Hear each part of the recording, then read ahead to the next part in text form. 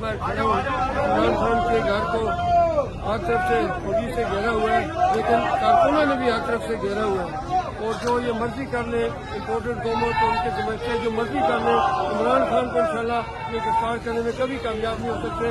اور میں کشمیر کے عوام کی جانب سے، اپنی تحریک انصاف کی جانب سے، عوام کی جانب سے یہ وعدہ کرنا چاہتا ہوں، اگر عمران خان کو کوئی نقصان پہنچا اس کی ذمہ دار یہ امپورٹڈ حکومت ہوگی، شہباز شریف اور ان کے بھاری ہوں گے پی ڈی ایم کی. انشاءاللہ عمران خان ہماری آخری ریڈ لائن ہے، اور ہم کشمیری بھی یہ سمجھتے ہیں کہ عمران خان ہی ایک ایسی شخصیت ہے جو کشمیریوں کو ان کا دلا سکتی ہے. آج جو یہاں پہ آنسو گیس کا استعمال ہوا ہے، میں ایک سیاسی کارکن ہوں، ہمیں بہت سی تحریکوں میں آنسو گیس کا سامنا کرنا پڑا، لیکن اس قسم کی زہریلی آنسو گیس میں نہیں دیکھی. لیکن میں اپنی بچیوں کی، بیٹیوں کے، بزرگوں کے، اپنے بچوں کا حوصلہ دیکھ کے مجھے بھی ایک نیا حوصلہ ملا ہے کہ انشاءاللہ یہ جو 22 کروڑ عوام ہے عمران خان کی قیادت میں متحد و مثبت ہے، اور یہ انہیں شکست خاص انشاءاللہ ہوگی. عمران خان آئے گا، ایک پاکستان کے 22 کروڑ عوام کی امیدیں جو ہے وہ بھر ہوگی، اور پوری دنیا میں